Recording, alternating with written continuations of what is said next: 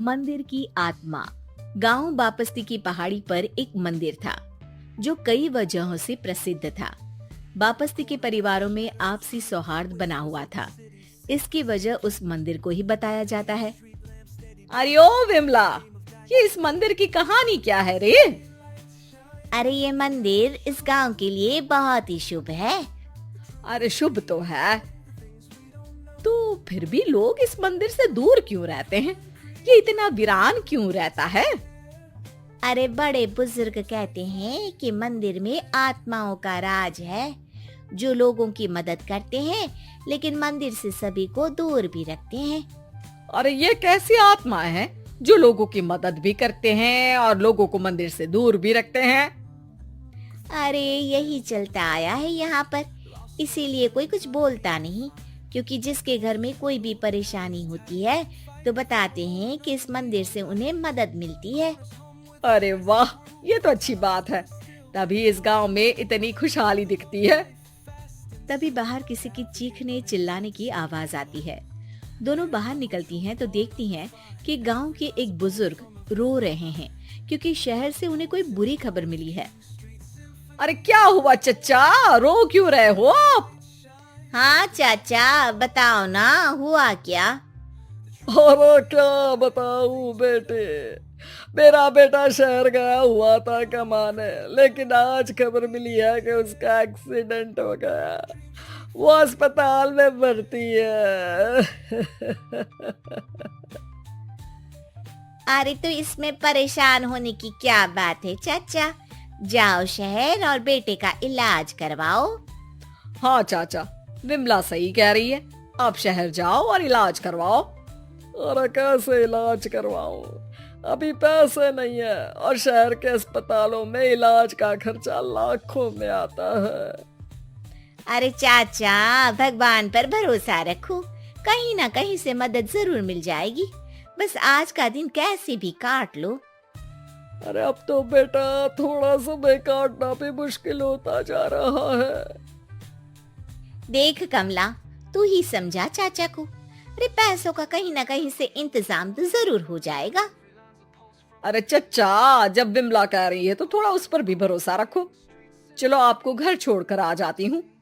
उसके बाद कमला उन बुजुर्ग को लेकर चली जाती है और विमला मंदिर की ओर चली जाती है। विमला मंदिर की सीढ़ियों पर चढ़ते हुए दूर से नजर आती है।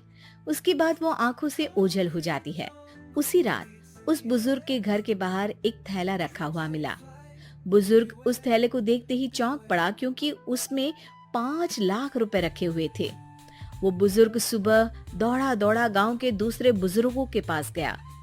और मंगल भाई सुनो, मेरे घर के बाहर ये पैसों से भरा बैग रखा हुआ मिला है। अरे किसका है ये भाई? अरे भैया, मुझे क्या पता। तभी उधर से कमला और विमला निकलती हैं। अरे बेटा सुन तो, देख ये क्या रखा हुआ था मेरे घर के सामने।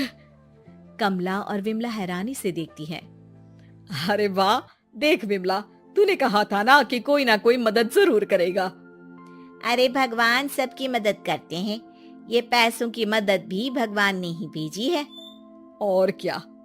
अब चच्चा सोच क्या रहे हो, शहर जाओ और बेटे का इलाज करवाओ।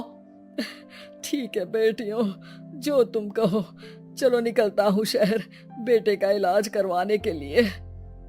अरे विमला, एक बात तो बता, ये इन्हें मिले तो कैसे मिले पैसे? अरे मैं ना कहती थी कि ये मंदिर सबकी मुसीबतों में मदद भेजता है। अरे वाकई बड़ी पुण्य आत्मा है मंदिर में। सो तो है, लेकिन उनके बारे में लोगों को कम ही पता है। अच्छा, और तुम्हें क्या पता है? जितना पता था वो तो बता दिया। ना रे ना, मैं नहीं मानती, तू कुछ तो छिपा रही है। अरे कुछ ना छिपा रही, जो पता था वो बता दिया। मंदिर से लोगों को मदद मिलती है, बस इतना ही पता है। ठीक है बाबा, अब नहीं पूछूंगी। इसके बाद उसी रात कमला चुपचाप अपने कमरे से निकलती है और मंदिर की ओर चल पड़ती है। कमला धीरे धीरे मंदिर के दरवाजे पर पहुंचती है। अंदर से हल्की हल्की रोशनी आ रही थी। इसके बाद जो वो देखती है वो हैरान रह जाती है। कमला इसके बाद तेजी से वापस लौट आती है। दूसरे दिन सुबह सुबह। अरे विमला, तू तो छिपी रुस्तम निकली है? ऐसा क्या छिपा लिया मैंने? अरे तूने तो भनक ही नहीं लगने दी और चाचा की मदद भी कर दी। हैं? ये क्या कह रही हो? ऐसा कैसे कह सकती हो तुम? मैंने कोई मदद नहीं की। अरे सब पता है मुझे, कल रात मैं गई थी मंदिर। तो क्या देखा? अरे तुम्हारा पति और कुछ लोग वहां दिखे, बोरियों में नोट भरे हुए थे और सभी नोट गिनने में लगे हुए थे। तो तुम्हें क्या लगा? वो क्या कर रहे थे? अरे मैं समझ गई कि वो लोग कहीं से डकैती कर पैसे लेकर यहाँ मंदिर के पीछे छिपाते हैं। अब जब तुम जान ही गई हो तो बता देती हूँ, लेकिन ये बात किसी को पता नहीं लगनी चाहिए। मेरे पति डकैती नहीं डालते हैं, बस उन लोगों से पैसे छीनते हैं जिन्होंने गलत तरीके से पैसे बनाए हैं। और फिर लोगों की मदद करते हैं। यही है वो पुण्य आत्माएं जो लोगों को मदद पहुंचाती है। अब समझी?